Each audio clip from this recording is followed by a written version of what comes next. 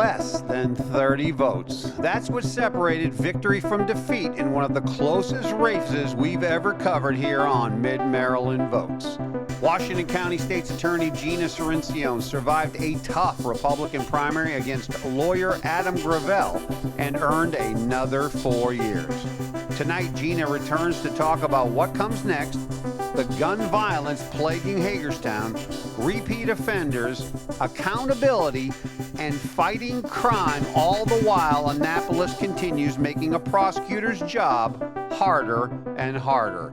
Now let's get into it. Welcome to Mid-Maryland Votes. I'm your host, Mark Flynn. With me is my co-host, Ethan Lowen. And we have a very special guest, Washington County State's Attorney Gina Cirincion, and she is fresh off of a primary victory. Welcome to the show, Gina.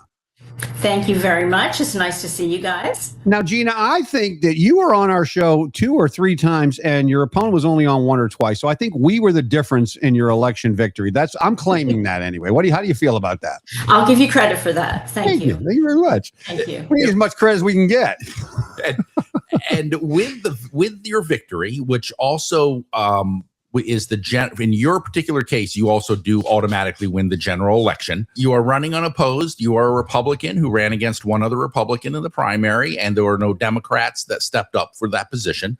Correct. So in the primary, you have won re-election now for your 3rd term. No, this is actually my 2nd full term. Will be my 2nd full term. But you were appointed before that. Yes, I was appointed. I've done 5 years. The first year was an appointment, and then I ran unopposed, and then now this election.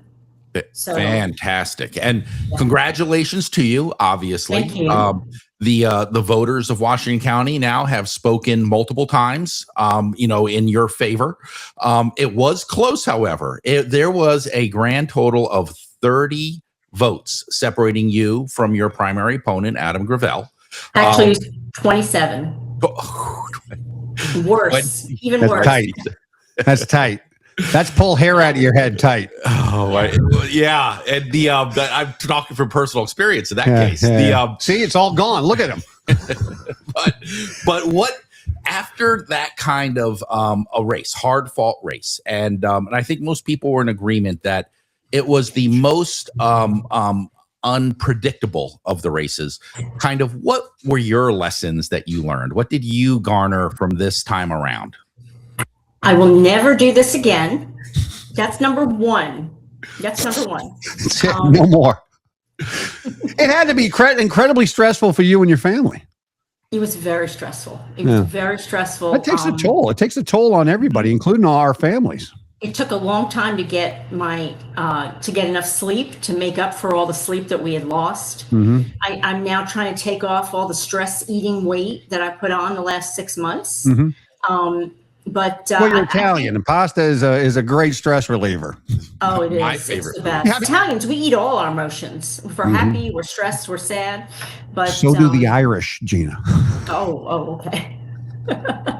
Well, it was definitely it was really very interesting. Mm-hmm. I didn't know what to expect. I was happy on election night for about an hour, and then that just dissipated.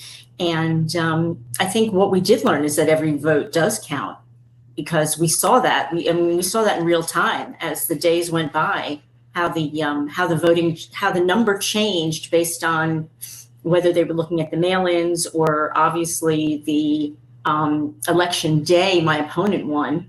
And it was very interesting. In fact, my husband went every day that they were counting to observe. And he said it was fascinating. It was like they were very, very professional. It was like a fine-tuned machine, the way they had, how they handled everything. So they're meticulous in the counting, especially in Washington County. They do a good job. They Not really all do. counties are that meticulous. No, I was very pleased with our group. So, historically low voter turnout in many of the elections. Was that the same case for the state's attorney? I think so. I think 10,000 votes total, maybe, over 10,000, but it was 5 something for each candidate. And I don't think people jumped in A lot of people don't know what the state's attorney is. Mhm. I had to explain a lot of that to a lot of people at early voting. And so people see the sheriff and they say, oh, well, we know what the sheriff is, and the county commissioner candidates, school board. But, the state's attorney, it's most people think of the DA or the county prosecutor. Well, So I don't think people will run into that race, no. absolutely. And of course, the terminology that most people have heard is district attorney or county prosecutor. Because they watch too many TV shows. Well, that would be where most of my knowledge has come from. Mhm. So, Law and Order. yeah, 100%. Yes. Great Yeah. show. Oh my gosh, it's classics. All of them are. But if you could explain for our audience, what, if any, difference is there between a state's attorney, a district attorney, et cetera?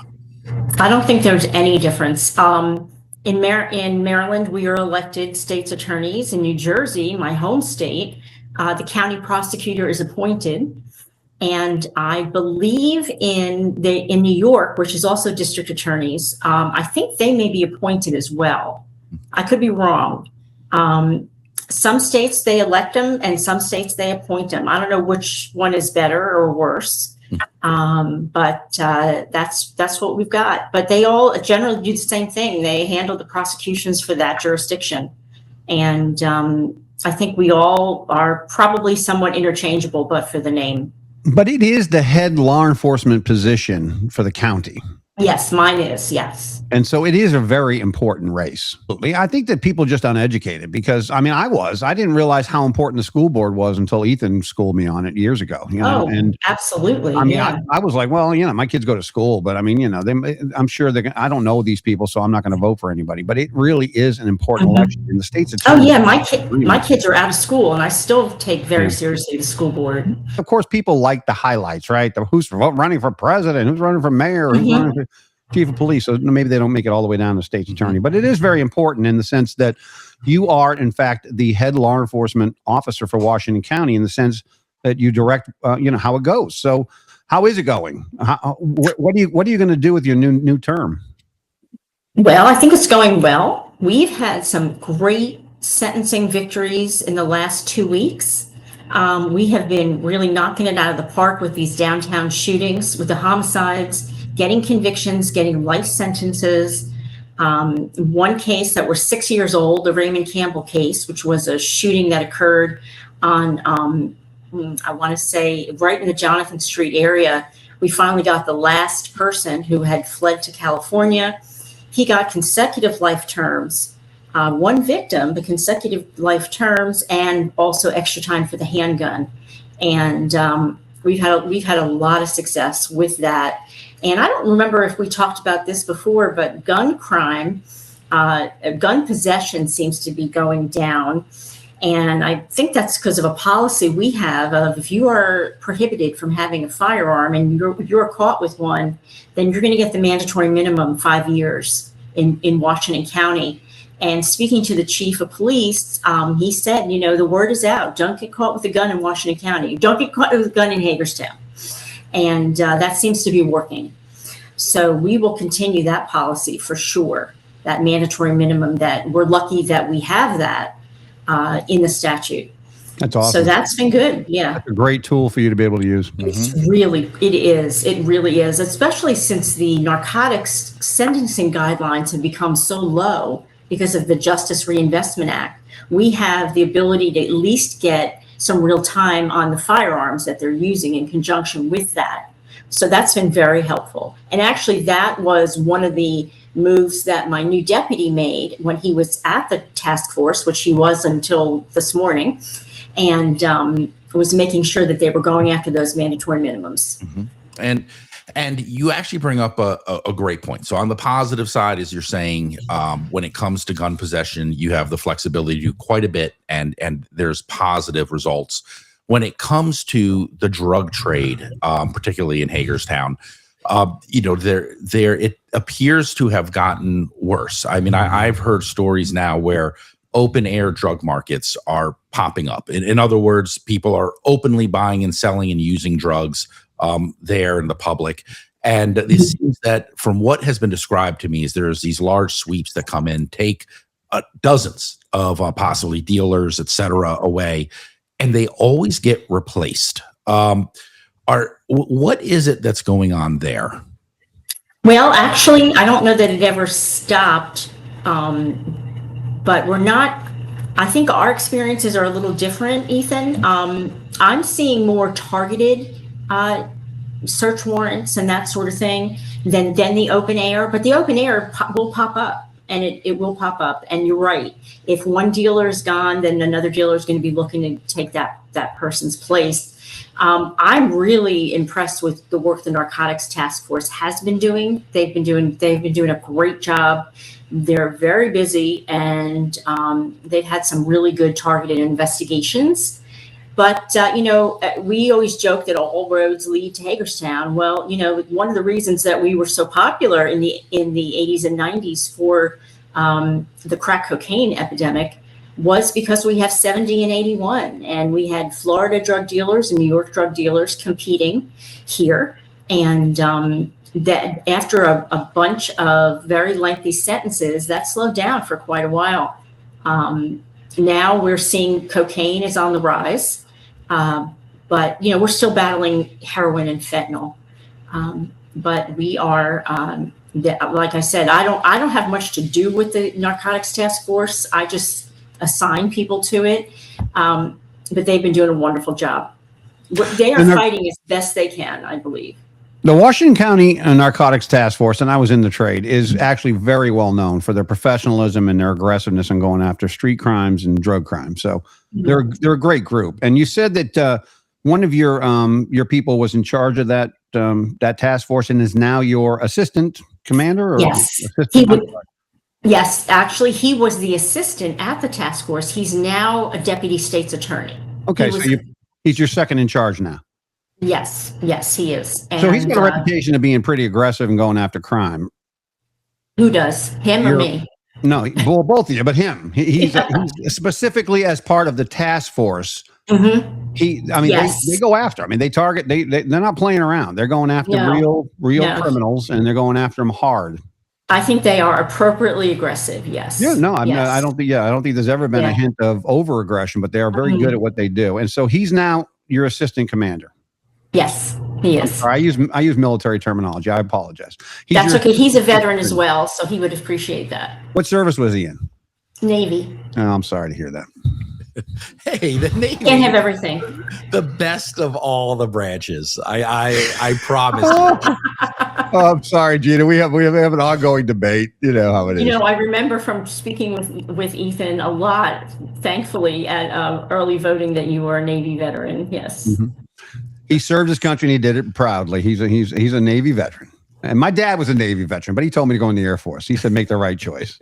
Really? Oh, he settled it right away, Gina. I was like 18, 19 years old. He's like, look, they feed their people way better in the Air Force. And I'm like, look at me. I was like, that's a go right there.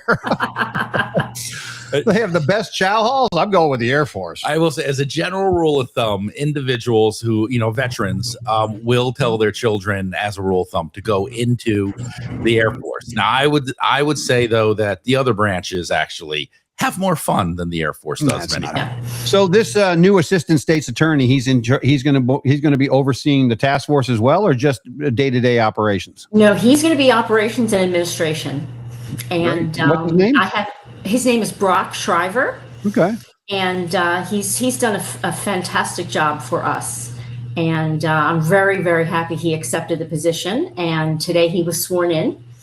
And we're excited. And I have another deputy who handles all the district court operations. And so there are three of us running the place.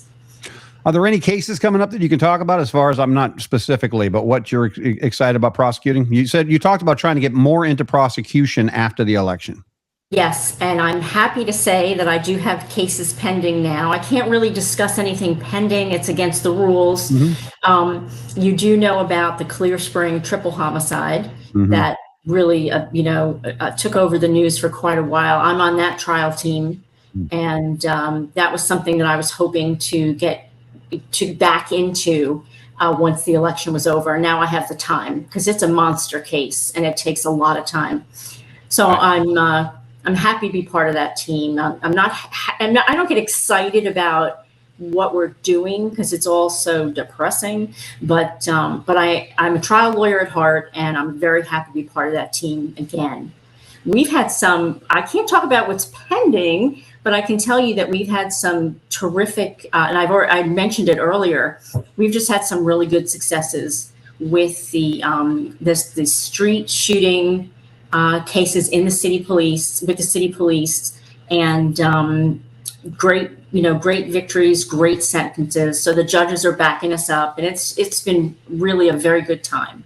And when it comes to that triple homicide in Clear Spring, one of my family members actually went to school with the young lady who was murdered in that incident. So I certainly hope justice is done, and thank you for your service on that case and many, many others. Well, I'll tell you, it's a state police investigation. They've been incredible. They have a specialized homicide unit. They go around the state. And they've done an amazing job on this. We now have 8 people charged, and we feel good. And one of the perhaps one of the most biggest, kind of most talked about issues in the field of law enforcement locally is the surveillance, the flock cameras, to the point where I guess there's even been at least one incident of vandalism, perhaps, of the flock cameras. Just what is happening that has people talking so much about when it comes to surveillance. And I know Hagerstown is particularly densely packed with surveillance cameras, if I'm correct about that. Yes, correct. You could describe to us how surveillance is used for those individuals that are like, wait a second, is the government just watching everything we do? Is this a dystopian movie, arriving along with artificial intelligence and aliens and everything else that has come out in the last couple of years? How is surveillance used? Well, it's I can tell you how we use it, and I'm not very familiar with the flock cameras, and I think if there are any in Washington County, there are very few. So I really can't speak to that. I'm very familiar with the city cameras that we have in Hagerstown City. We have 650, and they cover the downtown, and they cover it very well. And in addition to the cameras, we have they deploy drones with the city. They are running all the time. So we are capturing things as they're happening. You do not have a privacy interest in your face and your clothing when you're out in public for just a visual. Obviously to walk up to somebody and say, I want to search you is a totally different situation. But the way you're walking down the street, it's not intrusive for there to be cameras just sort of taking in what's happening on the street. And the last 8 shooting homicides we've had in Washington County, particularly Hagerstown, the entire crime is caught on video, which is very, very helpful. And then, of course, the detectives start doing the old-fashioned detective work, putting everything together. But we do use those cameras all the time. Whenever there's an incident, they're able to zero in. They can look back. They can watch going forward. They can look for cars. Very, very effective tool. And the drones are deployed when there is an incident. They don't fly around, just all the time. They're deployed for incidents. But it's been a wonderful tool to have these cameras. And as we go on, they get better and better. So the picture you see, we don't have facial recognition. You can't always tell with the face of the person, but there's enough there. There's enough circumstances around them that we can usually put together who this person is and who to look for. But, the intrusiveness of the cameras, as people sometimes complain about, but as you said, there is no expectation of privacy in a public environment. I mean, you can be recorded by anything and everything. And I think the average Joe Q public who doesn't commit crimes really doesn't care, I think the flock camera that Ethan was talking about was down in Boonesboro out in front of the police department. It was highly protested, and I think it was vandalized. But the flock camera is different in the sense that it does use technology, AI technology, to try to identify people randomly. I mean, what's your feeling about those? Is that a future thing that Hagerstown might try to invest in? I'll tell you, if it's something that can be useful Hagerstown is they're very proactive. And if this is something that they can use to further their investigations, if this is something that they want to invest in, then they usually do it. I mean, they've done some amazing things in that department. Is that the city council or the police department that's so aggressive with these cameras? The police department, but of course the city runs the police department. Well, they don't run the police department, but they answer to the city. They fund it, so might as well be running it. I think it's really a credit to Chief Kiefer, because he's very forward looking, and he's done some really good things with that department. I've worked with a lot of departments. Hagerstown really is on the cutting edge of technology in many, many ways. And the drone deployment you talked about is impressive. Almost every patrol officer has been trained on drones. They can release one right out of their own trunk and get it up and see what's going on very, very quickly. It's like having helicopter support all the time. Do you have concerns about how the government could, would, will, or may end up using this information for nefarious purposes? I do have concerns, and I'm very happy with the system we're working with, because I don't feel that it's too intrusive, but I don't want there to be, I don't want people to be spied on.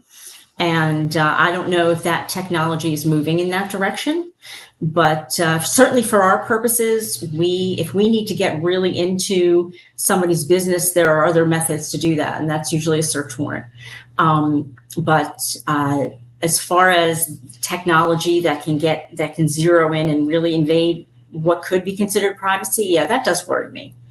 That does work. Well, and just for our viewers, the flock cameras are designed primarily to record license plates, and that's what they do. And then they share that data across police agencies. So that's the intrusive nature that people are talking about, not just reporting like Hagerstown does. So it's important to differentiate between the Hagerstown cameras and the flock cameras. Do you know how far back the CCTV cameras keep footage? Is it months, years? That's a really good question, and I think it's perhaps a month, maybe a little longer than that. I don't think it's years.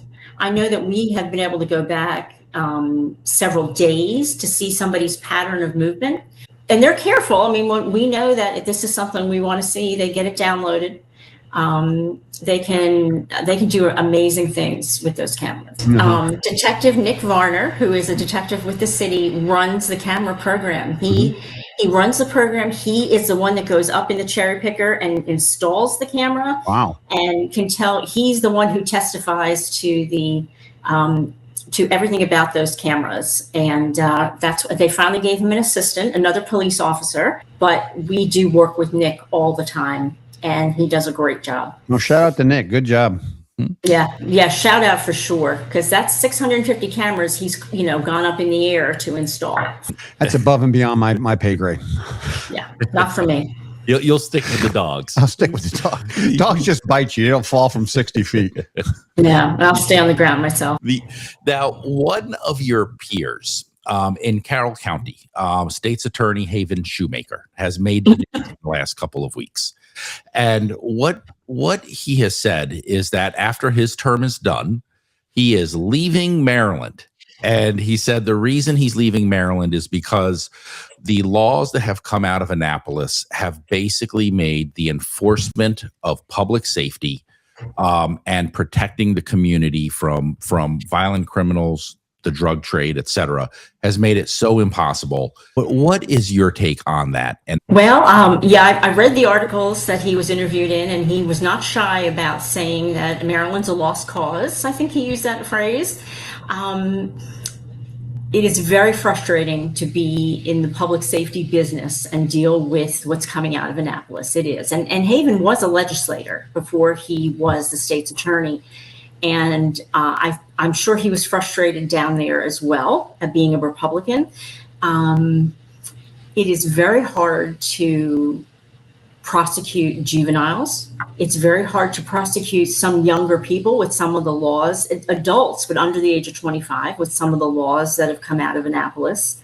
We do not feel that they are concerned with public safety. And it's very, very frustrating. I know the governor says that he's all about public safety, but that's not true. We've seen the bills that he's signing. You can see The Juvenile Justice Reform Act that he signed alone has undercut all law enforcement across the state. Yes, that is absolutely true. He put it in a robe of taking care of kids that are vulnerable or whatever, but what they're doing is putting violent criminals back on the street very, very quickly, or never removing them from the street because police can't charge them because of their age.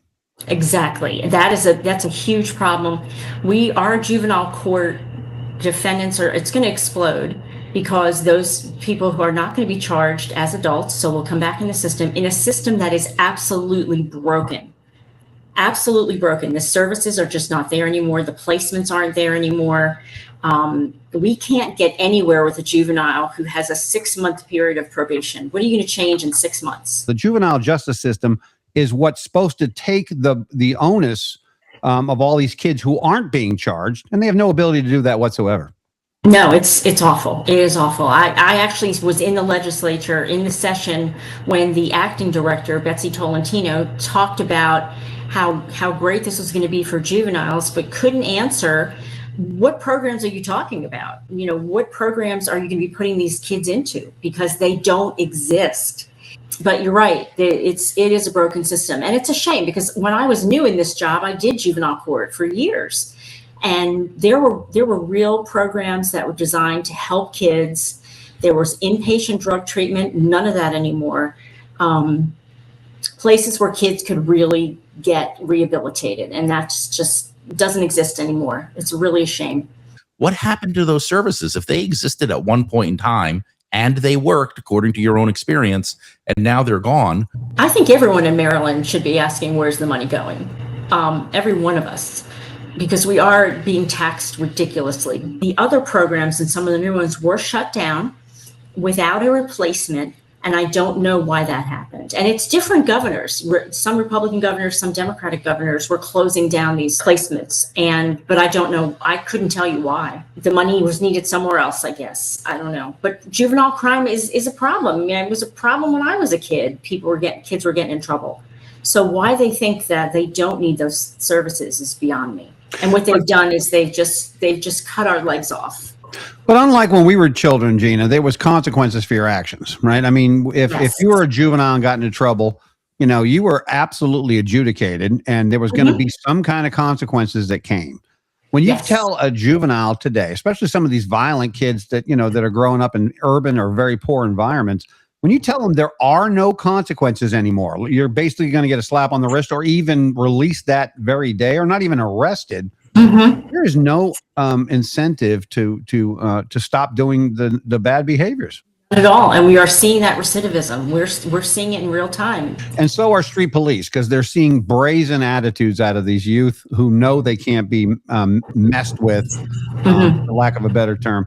And also career criminals are using these kids as mules and as reciprocals for their weapons and the different things that they need to ply their illegal trades. The kids are the ones holding all this stuff. Yes, they are. And for a while there, we were able to do something about it, but not anymore. And in fact, we even asked that a juvenile who was caught a second time with a firearm would be treated as an adult. And they said, no, we're not going to do that either.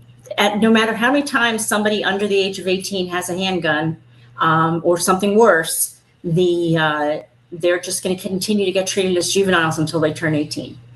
Well, we appreciate you going to bat for us, because the soft on crime blue wave that comes out of Annapolis is really, really making Maryland almost unlivable with crime. I mean, not just attack, but the crime itself is spiking everywhere. And it's tough. And I completely understand Haven saying, I'm out of here.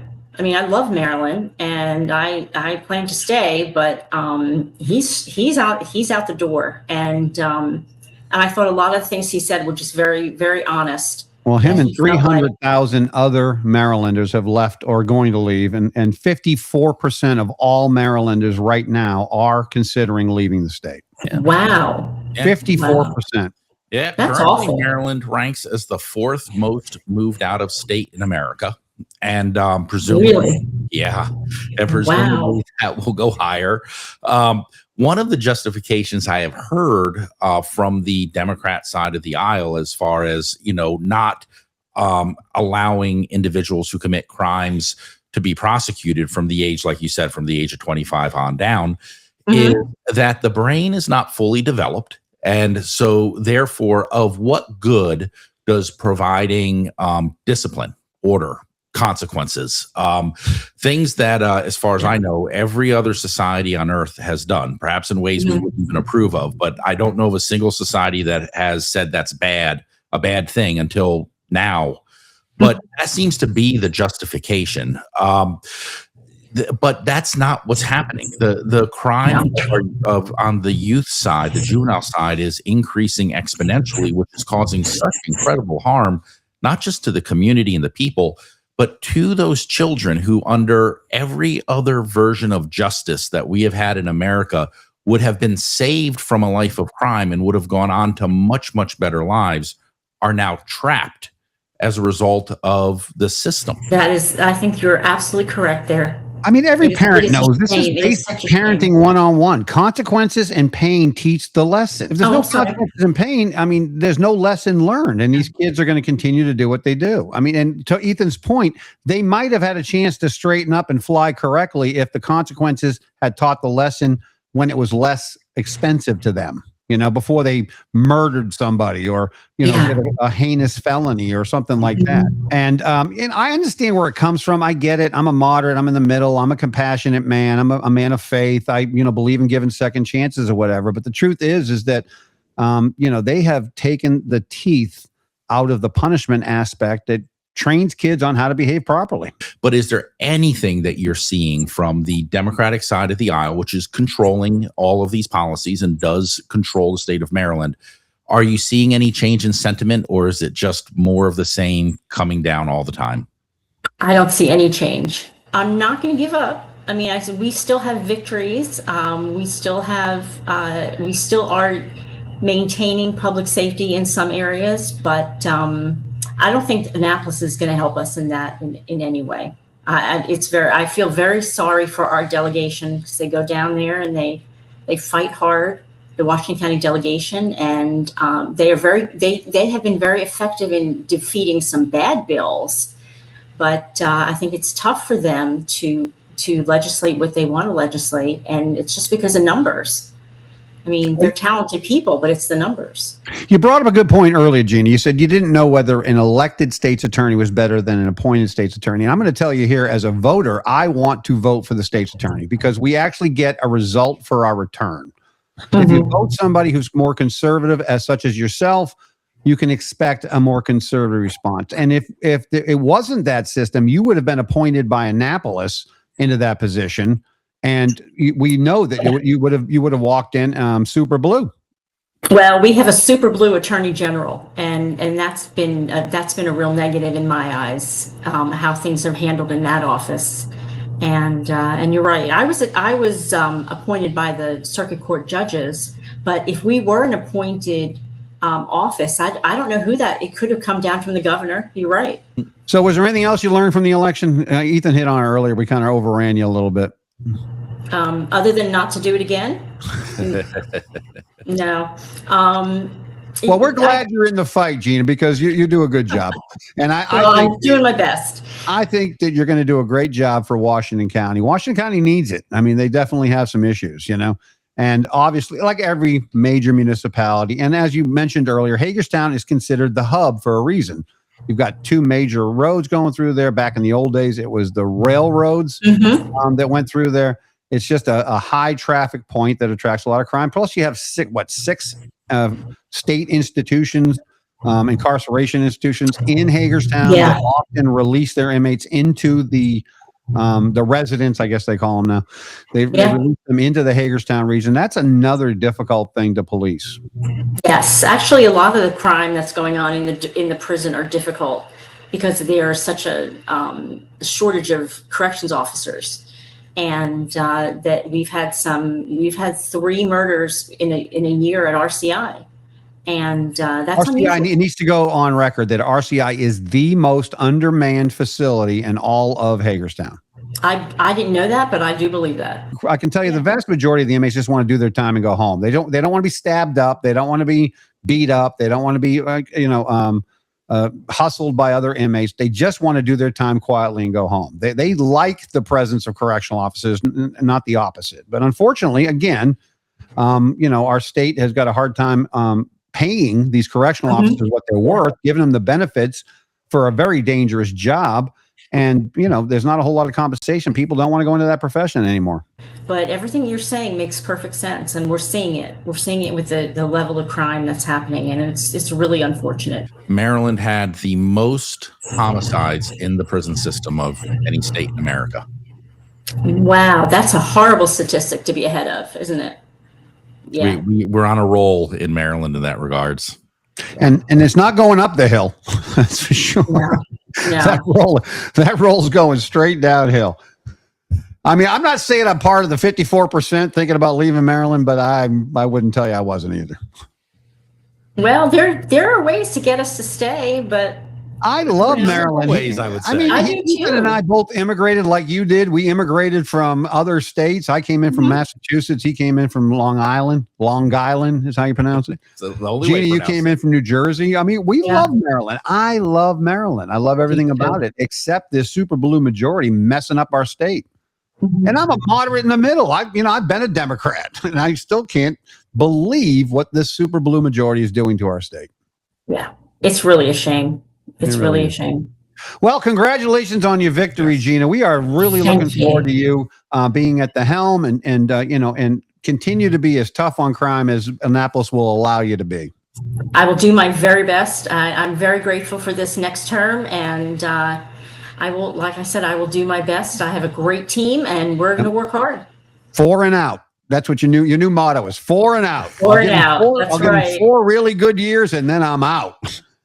I think that's a good idea. I'll be doing this for 40 years then. I'm done. There you go.